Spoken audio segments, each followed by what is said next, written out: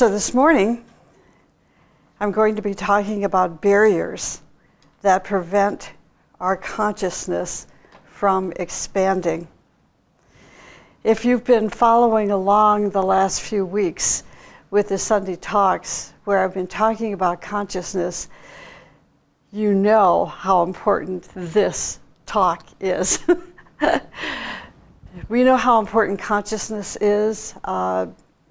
By now, I think everybody that's been on the webinar has been listening and reading about consciousness, really understand what consciousness is, and that we can define consciousness in just a few words. Basically, we say that consciousness is the light of the soul. The more awakened one's soul, the greater the light one has. The greater the light, the more expanded the consciousness. You know, this is kind of it in a nutshell.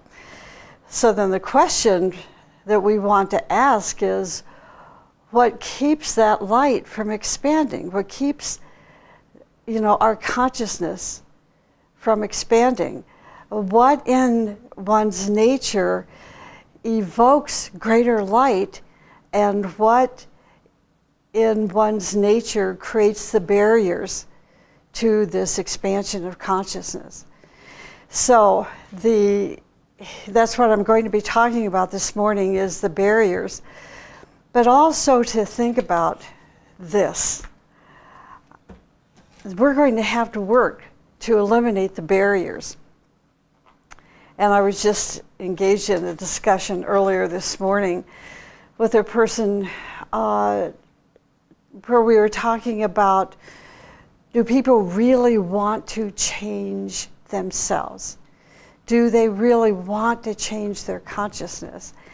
And I think we both agreed that people do want to change themselves. But it's so hard. And so what I see is that people default into trying to make others change, trying to depend on others to bring happiness and joy and change into their lives, rather than taking responsibility, personal responsibility, and saying, yeah, I really want my life to change. I really want my life situation to be different, and I'm willing to work for it. See, that's the key. I'm really willing to work for it, to take responsibility to bring about these changes, not giving it to somebody else, see, but taking that responsibility for ourselves.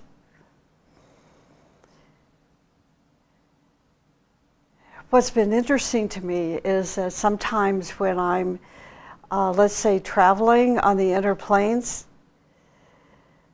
I've learned some things, had some really nice experiences that I've brought back with me and I've learned from. And these experiences have to do with karma. And this karma does play into why there is such a thing called karma, why karma seems to repeat itself over and over and over from one lifetime into another, into another.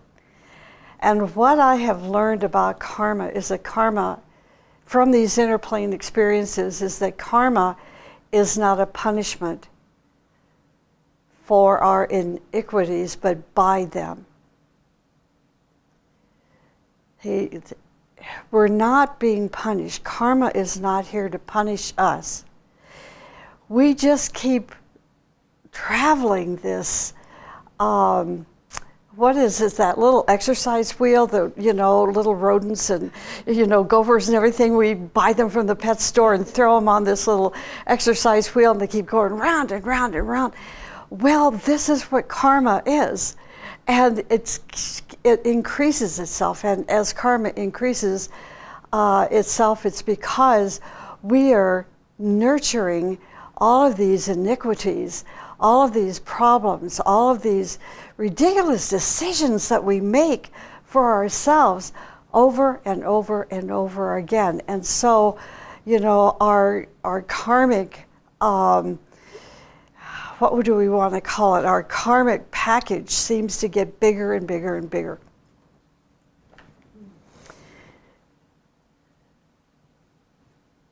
Thus, we're going to talk this morning about barriers. And that's a barrier. And some of you I know have had these experiences where you go in onto the inner planes, whether it's the astral or mental, or if you're fortunate enough to go into higher planes, you see the activity of people, of entities, of consciousnesses. Even when they're going to sleep, they're still going through the same ritual that they go through day in and day out. They're repeating these patterns even when they go to sleep. They are repeating these same patterns.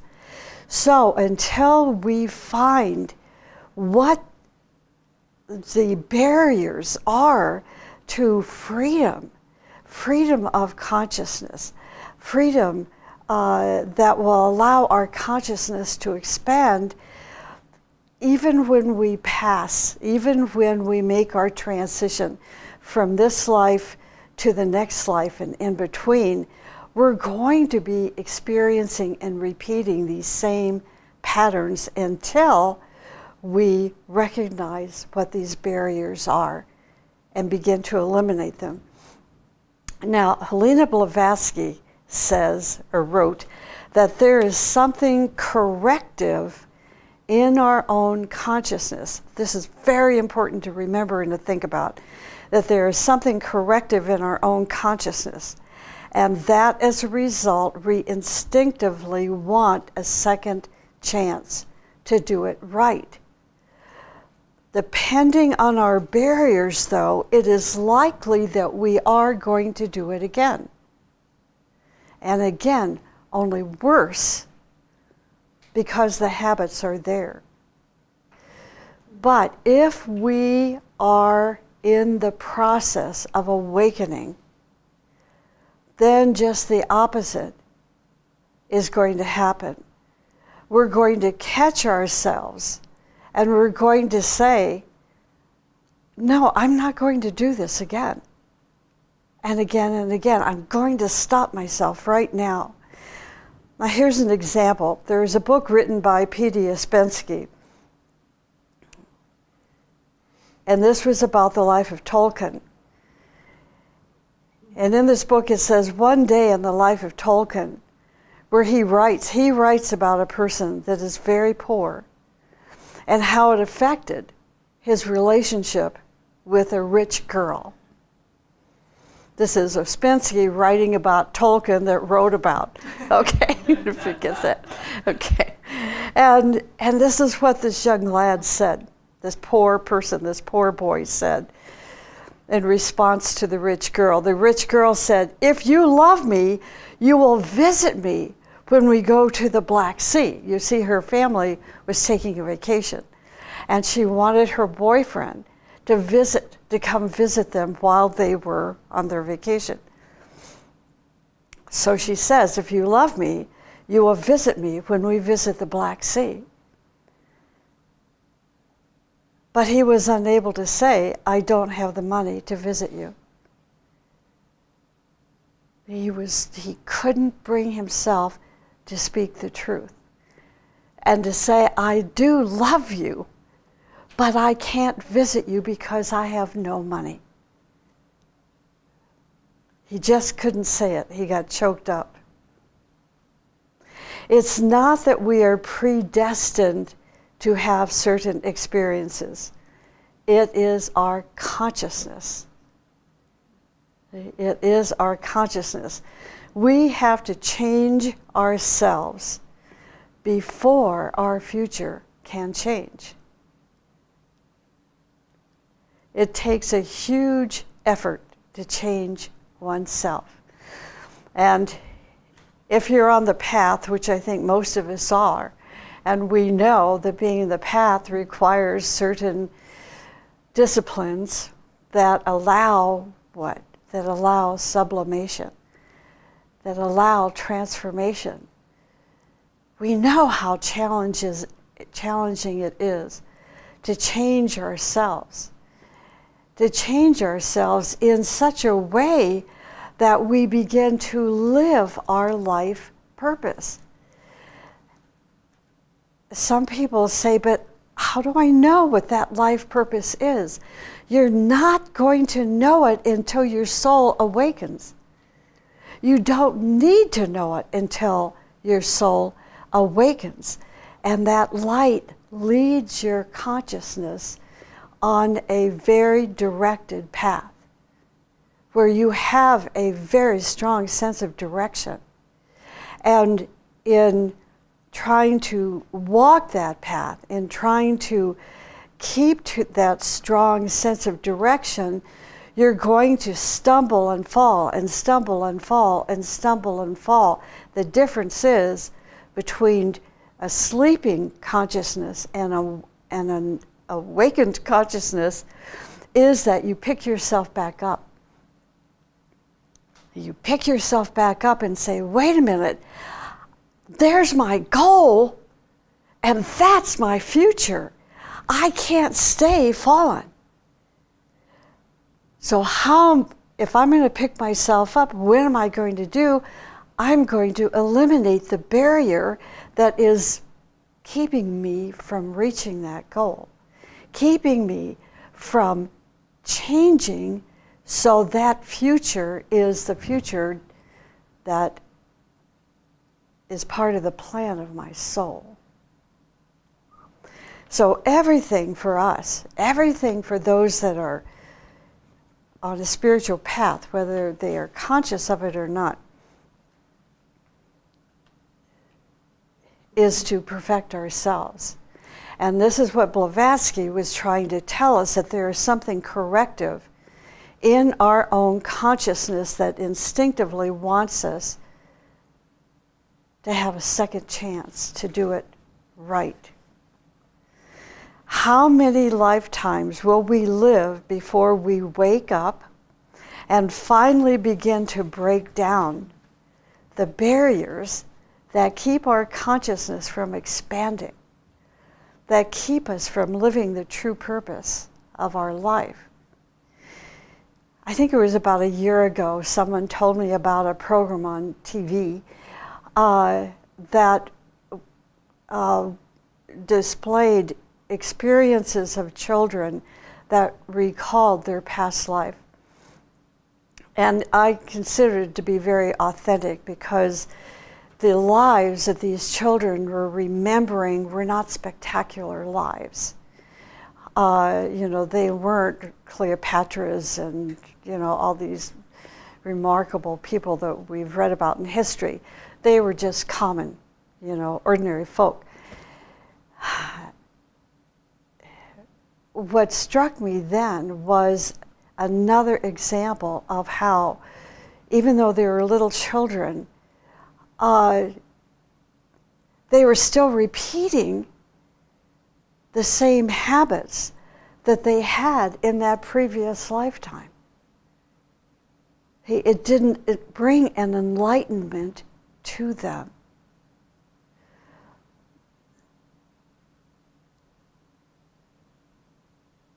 So many people say, well, I really want to know what my past life was about. Okay, are you ready? First of all, and when you recognize a previous life, the way I know some of us have, what is the purpose in it of that recognition, of that realization, if not to push us forward and have a total and complete understanding of our life direction, and to start removing these barriers, that are holding humanity back. The true purpose of karma, I'm repeating myself, is not about punishment. It is about perfection. It is about giving oneself a chance to be changed, an opportunity to live our life as an awakened consciousness, as an awakened soul, instead of remaining a sleeping personality. In general, we know that our Maya, glamours, and illusions are major barriers toward soul expansion, toward consciousness expansion. If you want to learn more about the specific of these three barriers, Maya, glamour, and illusion, I suggest you read a book titled Glamour, a World Problem by Alice Bailey.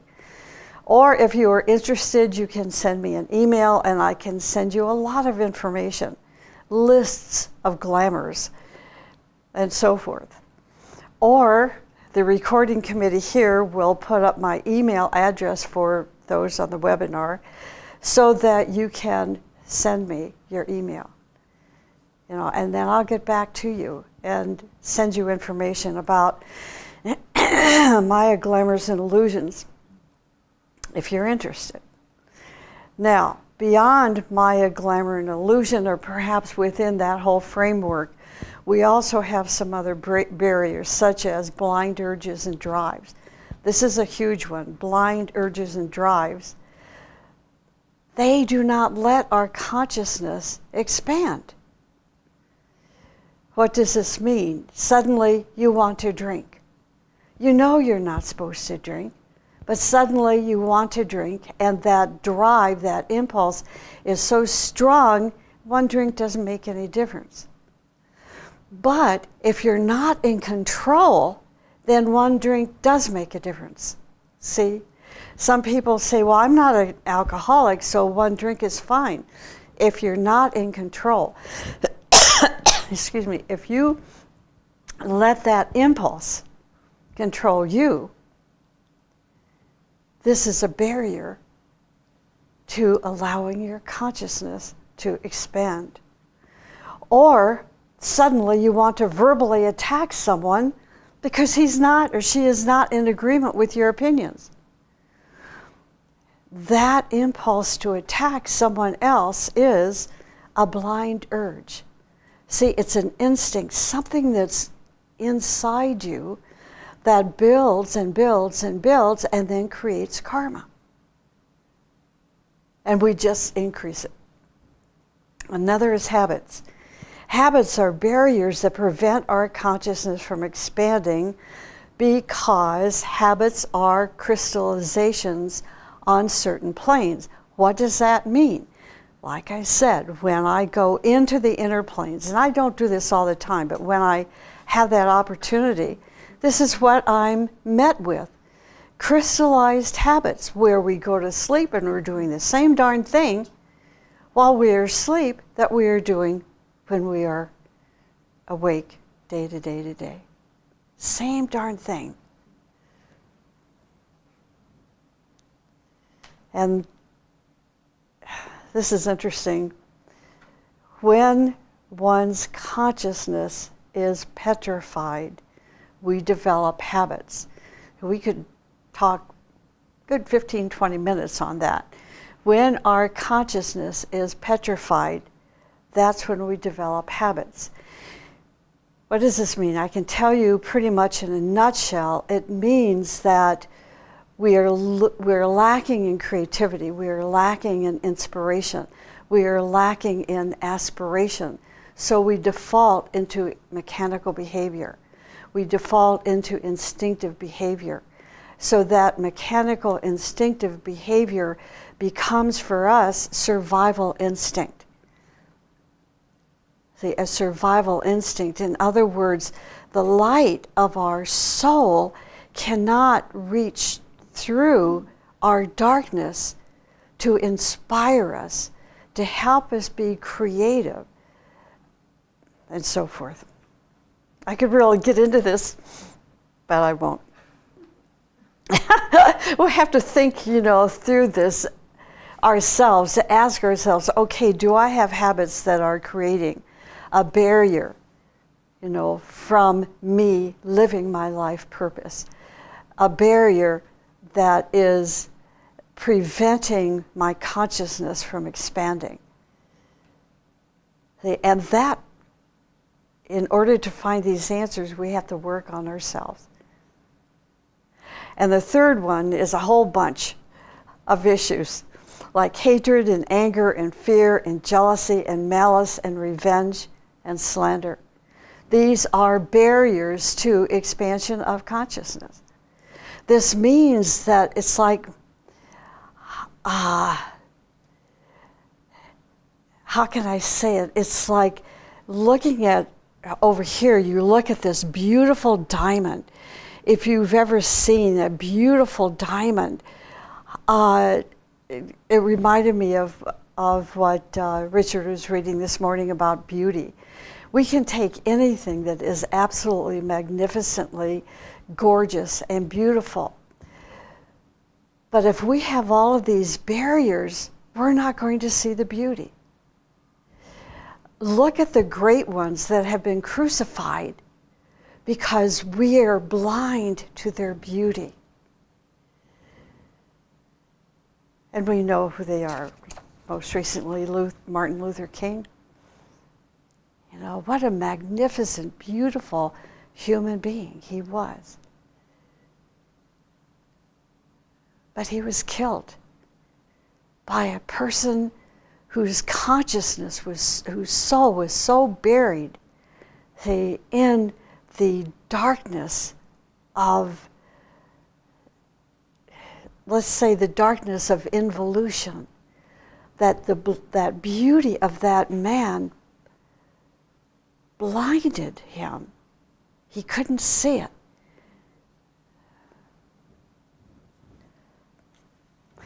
If you fall into the traps of hatred and anger and fear and jealousy and malice and revenge, you never have a chance to expand your consciousness. But we have a choice. See, the freedom of choice. Hey, I can be as angry and ugly and jealous and take revenge on people. I have the freedom to do that because I'm an independent person. But if you do that to yourself, you will never have a chance to expand your consciousness or to even transcend yourself. So you stay the same. When you have experienced in which you have transcended yourself, when you surpass yourself, it is an amazing joy. It's an amazing joy. For example, you take the state bar exam and you pass this exam. You will be, I'm taking this because I had a dear friend that this happened to, so I'm using my dear friend's life story experience here to share with you, where he was scheduled to take the state bar exam. And if he passed that exam, he would become an attorney. So he took the exam and he failed it. And this guy's brilliant. He has a photographic memory, and yet he failed the exam. He's not good at taking tests. So if this happened to you, what would you do? What did he do? Would you give up? Did he give up and say, I'm just a failure? Do you know how many times this guy took that state bar? 5 times. 5 times, and he passed. But then he didn't continue on. But he passed that test. And by that time, he decided he needed to go into a different field. I could tell you why, but I won't, because this is being recorded. I know. So here's you've heard this axiom. If at first you don't succeed, try again. I remember when I was home for the holidays, this was a few years ago, while I was attending the University of Iowa, my parents... Now, you're not supposed to be laughing at that. It's funny what tickled it. Anyway, my parents and brother were all very upset, for my brother had failed his practical exam in pre-dentistry. And it was a big exam. It was not a written exam. It was where they sent him this, as I recall, this conglomeration of stuff, and he had to stuff is because I don't know what the stuff was. He had to figure out each element, each chemical element that made up this thing. And he missed one of the elements. He couldn't name it. And then he had to send it back, and of course he didn't pass, and so he was ready to give up. And it was a big deal because to have a test like that, he was already 4 years in dental, pre-dentistry. So it was 4 years of lots of money that my parents spent on his education, and this was the test. It was the make or break deal. So he failed it. So he was ready to give up. But my parents enrolled him in a summer school to give him confidence, self-confidence, a course which helped him prepare himself to take the test a second time. So in the fall semester, he returned back to the university and was allowed to take the test a second time. This time he passed, and he was accepted into dental school, and upon graduation practiced dentistry for the rest of his professional life. I've always remembered that moment and how Mom and Dad helped him through it. It taught me a lesson. You see, a barrier was removed from him. Now here's a little Google history. There's a man by the name of Google, I'm talking about the internet. Okay, you could laugh at that. Anyway, I went on the internet to research, where did that phrase, if at first you don't succeed, try again. I wanted to see where that came from. Well, there's a man by the name of William Edward Hickson. He was born in January, good Capricorn, 1803. He was credited with popularizing this proverb, and this is what he wrote. He said, "'Tis a lesson you should heed. Try again. If at first you don't succeed, try again." Now, Mr. Hickson was a British educational writer. He was the editor of the Westminster Review in the mid-1800s. But this proverb can also be traced back to the writings of Thomas Palmer, who wrote a teacher's manual. So isn't that interesting history? I just found it fascinating. And this is why, that we can find such pearls or signs throughout our life about how to expand our consciousness. So something as simple as that phrase, which I've known it since I was born, it seems like, so think about that. We need to pay attention. The teaching explains that if we fall into vices like slander and malice and harm others, that we are lost.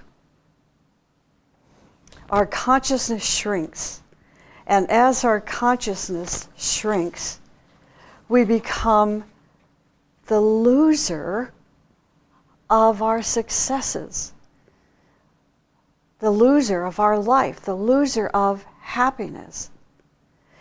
And eventually we end in sickness and disease. So many things are related to consciousness. Now, another barrier is separatism, selfishness, and self-interest. The 3 S's. Okay? Separatism, selfishness, and self-interest. These are barriers that prevent our consciousness from expanding. Now, in the teachings, we study and we read about and we dream about moving into halls of initiation. In order to move into these halls of initiation, we must remove some of these barriers that are preventing our consciousness from expanding. This first hall is called the Hall of Concentration. The Hall of Concentration, in order for us to move into this wonderful, magnificent, beautiful temple called the Hall of Concentration, we must eliminate a great percentage of our Maya glamours and illusions. Now, the teaching explains that within this process of approaching the hall of concentration, we first meet the veil of impulsion. The veil of impulsion is what obscures our door that obscures the door that leads into the hall of concentration. This veil of impulsion is the accumulation of our Maya, our glamours and illusions. Again, let me take you back just for a minute to my experiences on the inner plane when I'm seeing these same habitual patterns, Maya, glamour, and illusion repeating themselves. And then we bring them back into the next incarnation and the next and the next. For us to expand our consciousness, we have to eliminate these barriers. And this is why it's so hard, to change ourselves, because we are stuck. This is also called the dweller on the threshold. In order to move into the hall of concentration, we are going to meet this dweller on the threshold, which is a consolidation of Maya, glamour, and illusion. At the first two initiations, you are going to struggle with these barriers, with these obstacles. Then you slowly begin to get it. You slowly begin to understand it better and better. And in the meantime, you begin to sense that inner guide, that guide that's within you. The mystical marriage with the inner guide cannot take place, however, until you render the veil and pass through it. We are told that Moses rent this first veil when he climbed the mountain, when he met the angel of presence and received the laws.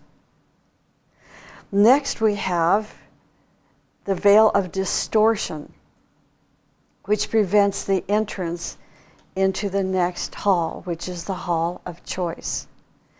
The hall of choice is related to the fourth initiation, in which, I need to back up a minute. For you to get into this hall of concentration, that's the third initiation.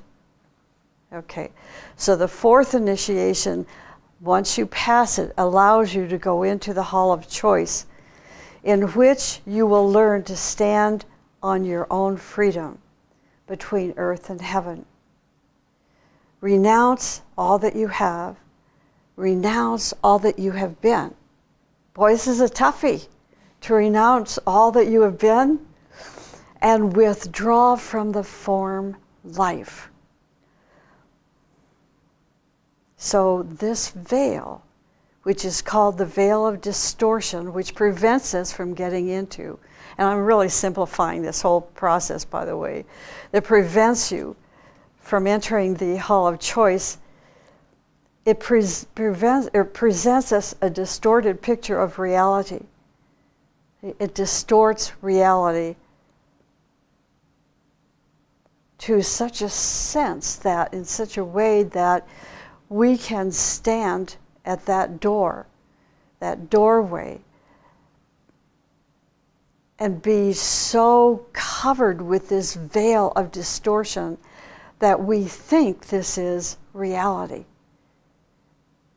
That's what these veils do. So in essence, removing these barriers is removing these veils. We are told it was the Christ who first rent the veils from top to bottom and let loose a great light on the second level of the etheric plane. This light was the nature of love. It was a new path between humanity and the hierarchy. It would seem that after the initiate rends this veil, he enters into the second hall, and then the next hall. which is the plane of intuition. When you go into the hall of choice is when you are able to move into the plane of intuition.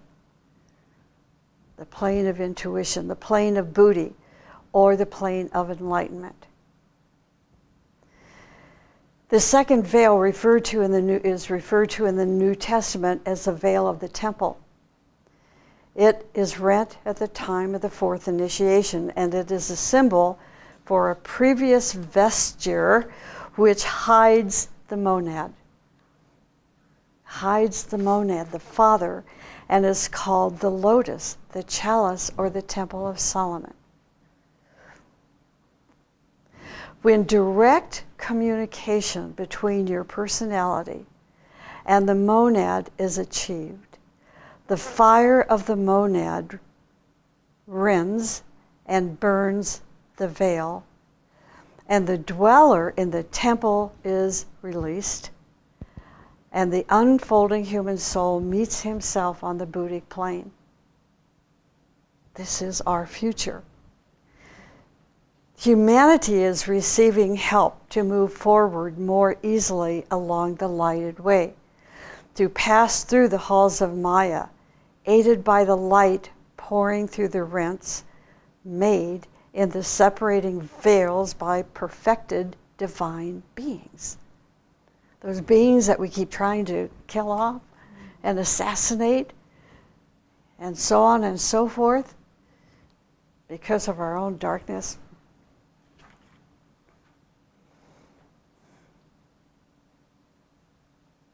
All we need to do is to find that lighted way. There are planetary barriers as well as barriers or veils of individuals. When the great ones rend the planetary veils, they let loose upon humanity a greater light, greater love, greater synthesis, with their positive and negative effects. And many of us believe this is what's happening today. It is believed that enough disciples have expanded their consciousness now who are removing some of the major barriers of Maya, glamour, and illusion, and whose consciousness will now be used as instruments for the externalization of the ashrams of the masters. When this occurs, it will be made at the time that the hierarchy takes physical shape upon the earth again. Every selfish, separative, and self-interested person does wrong in his life because his consciousness is not expanding. These barriers are controlling his or her life. When you see selfish people, you know that they're going to do wrong. Take a selfish person and let him work in your office or in positions of responsibility in your group. He will do the most stupid things because of his selfishness. So it is not so much the selfishness that is important, but selfishness is the signal you see that his consciousness is not expanding. Well, I'm going to have to end here. Oh, let me end with this. I have to end with this. I know we're going over, but it's okay. This is more important than lunch, you know? Okay.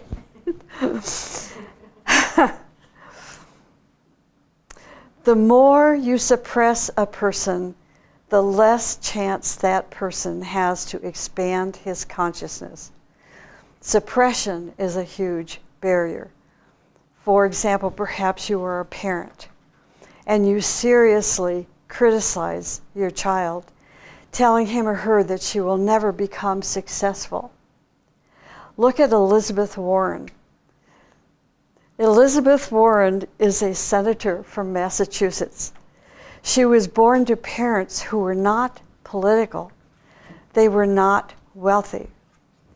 Her father was a maintenance man, and her mother worked for minimum wage at Sears. She was elected as a Democrat to the United States Senate in 2012 for the term ending January 3rd, 2019. She was born in Oklahoma City. That's like being born in Iowa. She was born in Oklahoma City, June 22nd, 1949.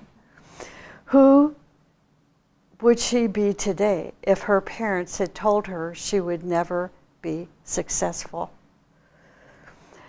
That because she was a woman, she could not succeed in a business, as a lawyer, as a politician, or as a senator, as a potential vice president of the United States. What if they had suppressed her talents, her soul potentials, her purpose in life? The more you suppress a person, the less chance that person has to expand his or her soul consciousness. So don't do it. Give your son or daughter or student or co-worker freedom and say things like, okay, you are so beautiful. Look, you are doing better. You can do it. I'm so proud of you. In this way, you give that person a chance to expand her consciousness. Do not suppress people. Never suppress people. It is not good because it is against your own interest. So what I didn't read before or share with you was suppression, but now you get it, okay? And there are a few other points, but I think what I've hoped that we've covered this morning is how hard it is to eliminate these barriers, but how important it is if we want to live a soul-conscious life. So let's start now. Let's start now. And if you're really interested about these wonderful halls of initiation, I mean, you can read all about it in the teachings. You know, it's such a point of inspiration. While we're picking ourselves back up, you know, trying to take that next step. Okay.